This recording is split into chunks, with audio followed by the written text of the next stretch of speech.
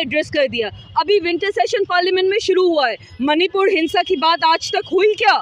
या किसी भी तरीके की कोई काम की बात हुई? महंगाई चरम सीमा पर है, इन्फ्लेशन ऑल टाइम हाई है, अनएम्प्लॉयमेंट ऑल टाइम लो है, रुपये का value against the dollar all time low चल रहा है। जो सबूत आप दे रही हैं वो भी तो हिंदू के संगठन के वकील भी तो दे रहे हैं कि मंदिर है वहाँ। यकीनन दे रहे हैं, लेकिन इसका ये मतलब नहीं कि ये तमाम जो मस्जिद बनी हुई है, जो 500 साल से भी ज़्यादा पुरानी मस्जिद है, 1526 की मस्जिद है, जो कि प्रोटेक्टेड है under archaeological survey of India, जो कि प्रोटेक्टेड है अंडर मॉन्यूमेंट्स, जो प्रोटेक्टेड मॉन्यूमेंट नोटिफिकेशन का था 22 दिसंबर 1920, मतलब 100 साल से पुराना जो नोटिफिकेशन है, उसके तहत section 3 sub section 3 of the ancient monument preservation act 1904 के तहत ये प्रिजर्व्ड है, प्रोटेक्टेड हैं। आप इसको तोड़ के एक शाही जामा मस्जिद जो आर्कियोलॉजिकल सर्वे के अंडर भी प्रोटेक्टेड है, अंडर नेशनल प्रोटेक्टेड मॉन्यूमेंट्स, ये एएसआई की वेबसाइट पे आप जाके देख लीजिए, आगरा सर्कल मुरादाबाद डिवीज़न में आपको मिल जाएंगे ये तमाम आंकड़े। सेंट्रली प्रोटेक्टेड मॉन्यूमेंट के अंडर आती है ये शाही जामा मस्जिद, मतलब एक बाकायदा से इस्टेब्लिश मॉस्क है। आप उसको तोड़ के मंदिर बनाना चाहते हैं, किस लिए? अगर आपको बनाना ही है तो आप बनाइए स्कूल्स, आप बनाइए हॉस्पिटल्स, आप दीजिए महिलाओं को सुरक्षा उत्तर प्रदेश में जहाँ पे रेप के जो आंकड़े हैं वो ऑल टाइम हाई हैं।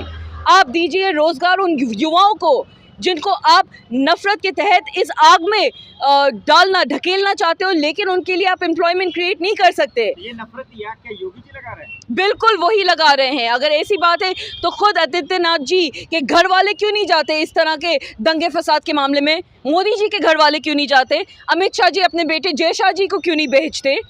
आपके हमारे बच्चे ही मरते हैं ना। मरने वाला चाहे बहराइच के दंगे का मिश्रा हो, जो जाके महज 21-22 साल का लड़का था, हरा झंडा हटा के भगवा झंडा लहराता है और फिर उसको गोली मार दी जाती है। उसको गोली लगना गलत थी, लेकिन उसके तहत जो वहाँ पे दंगे फसाद की आपने स्थिति क्रिएट करी, वहाँ की पुलिस जाके लोगों का इनकाउंटर करती है, मुसलमान बच्चों का इनकाउंटर करती है, ये कह के कि ये बच्चे वहाँ पे दंगे कर रहे थे, भागने की कोशिश कर रहे थे। अरे इंसाफ है, बिल्कुल यही इंसाफ है, बुलडोज़र इंसाफ इनका है, मुसलमान हिंदू दंगे कराना इनका इंसाफ है। और at the end of the day इसी के तहत आप चाहते हो कि लोग आपको बार बार पोजीशन ऑफ पावर दें।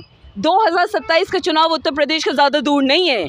जनता आपके इन तमाम काले काल से आजिज़ आ चुकी है। आपको एक के बाद दूसरा मौका दिया था कि आप साबित करें कि आप उत्तर प्रदेश की जनता के लिए काम कर सकते हैं, लेकिन आपकी ये डबल इंजन की सरकार जो बहराइच के टाइम पे दंगे कराती है, अलीगढ़ के टाइम पे दंगे कराती है, दिल्ली में 2020 के राइट्स कराती है सेंट्रल जो गवर्नमेंट है एजेंसीज़ के तहत, और मुजफ्फरनगर में दंगे करा के आप ये संभल में दंगे कराना चाहती है, तो ये दंगे फसाद की स्थिति सिर्फ उत्तर प्रदेश के आदित्यनाथ जी की सरकार की देन है। पुलिस ने आज का चुन कर बदला लेंगे। हम उनको योगी पहली बात तो नहीं कहते, क्योंकि उन्होंने ना योगी का कोर्स भी कंप्लीट नहीं किया था। अजय बिष्ट जी उनका नाम है, आदित्यनाथ जी कह सकते हैं। आदित्यनाथ जी जिनका असली नाम अजय बिष्ट जी है, उनकी सिर्फ उत्तर प्रदेश की जो जनता है, उत्तर प्रदेश की महिला है, उत्तर प्रदेश का जो यूथ है और उत्तर प्रदेश का जो किसान है, उसको सिर्फ वो ये नफ़रत की राजनीति के जो ये नुमाइंदे हैं वो दिखा सकती है। सिर्फ और सिर्फ उनको नफ़रत की तरफ, नफ़रत की आग में ढकेल सकती है। इस नफ़रत की हिंदू मुस्लिम राजनीति में सिर्फ भारतीय जनता पार्टी के और आरएसएस के और इस तरह के जो बीजेपी को सपोर्टिव गुट हैं वो अपनी राजनीतिक रोटियां सेकते हैं, उसके अलावा किसी का कोई फ़ायदा नहीं है। का दंगा या संभल का हमेशा मुसलमान ही टारगेट क्यों? एग्जैक्टली ये तो जवाब दे हमें मोदी जी, ये जवाब दे हमें अमित शाह जी, और ये जवाब दे आदित्यनाथ जी, जिनको कायदे से इस वक्त इस्तीफ़ा दे देना चाहिए, क्योंकि आपसे ना संभल संभल रहा, ना उत्तर प्रदेश संभल रहा और ना हिंदुस्तान संभल रहा है आपसे। यहाँ की जनता आजिज़ आ चुकी है आपकी इस नफ़रत की राजनीति से। हमें चाहिए स्कूल्स, हमें चाहिए रोज़गार, हमें चाहिए हॉस्पिटल्स, हमें चाहिए इंफ्रास्ट्रक्चर, हमें चाहिए महिलाओं की सुरक्षा और हमें चाहिए किसान भाइयों का इंसाफ। आप ये तमाम चीज़ों पे तो बात कर नहीं सकते। आपका foreign direct investment all time low पे चल रहा है। आप चाइनीज़ कंपनियों से जो इंपोर्ट्स करते हो उसकी संख्या कहाँ से कहाँ बढ़ गई है। इन्फ्लेशन महंगा, इन्फ्लेशन के तहत इतना ज़्यादा हाई हो चुका है इन्फ्लेशन के लोग परेशान है, महंगाई चरम सीमा पर है, पेट्रोल और डीजल के जो रेट्स हैं वो ऑल टाइम हाई पे चल रहे हैं।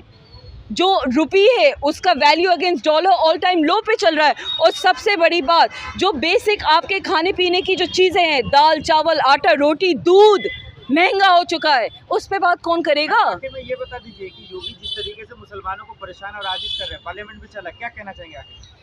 देखिए, भारतीय जनता पार्टी से हिंदुस्तान नहीं संभल रहा है। इनके 10 साल के काल में हमने सिर्फ और सिर्फ नफ़रत देखा है। तीसरी बार ये चुन के आए हैं और अब तीसरी बार भी सरकार चुनते ही सिर्फ और सिर्फ नफ़रत की राजनीति कर रहे हैं। आप उपचुनाव में किस तरीके से ईवीएम टेम्परिंग करके या तमाम जो मसले हैं किस तरीके से आप जीते हैं, तो वो जीत की भी जो आदित्यनाथ जी अपनी सीना ठोक रहे हैं, तो कहीं ना कहीं उसमें जो बेईमानी हुई है उसका जायज़ा लिया जाए। एक निष्पक्ष कमेटी, एक इंडिपेंडेंट कमेटी बिठाई जाए, हाई कोर्ट में ये मामला जाए। अगर लोअर कोर्ट में नहीं संभल रहा है मामला तो हाई कोर्ट की एक निष्पक्ष जज को ये मामला जाए। सुप्रीम कोर्ट तक अगर मामला जाता है तो इंडिपेंडेंट एक बेंच ऑफ जजेस हो या सिंगल जज हो, जैसा भी है, ये मामले की जांच हो, सीबीआई इसमें इन्वॉल्व हो। जो सुप्रीम कोर्ट 80,000 से ज़्यादा केसेस सॉल्व नहीं कर सकता, जो लोअर कोर्ट 6 मिलियन से ज़्यादा केसेस सॉल्व नहीं कर पा रहा, जो लोअर कोर्ट्स 40 मिलियन से ज़्यादा केसेस सॉल्व नहीं कर पा रहे, वो रातों रात एक सर्वे ऑर्डर पे जाके एक मस्जिद को तोड़वाने की प्रतिक्रिया कर रहे हैं। अरे आपको हिंदुस्तान की आवाम, हिंदुस्तान की जनता और हिंदुस्तान की तारीख माफ़ नहीं करेगी।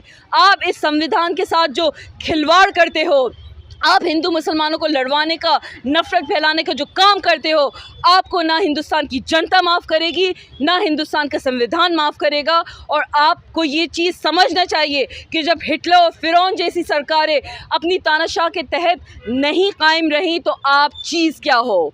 आपके ऊपर वाले का ऐसा कहर नाजिल होगा जिसके तहत आपकी ये जो नफ़रत की मंशा है वो भी मिट्टी में मिल जाएगी और जो जनता है वो भी आपसे जवाब मांगेगी। क्योंकि at the end of the day आप मुल्क का कुछ भला नहीं कर सकते, तो ये नफ़रत करके मुल्क को बांटने का काम मत करिएगा।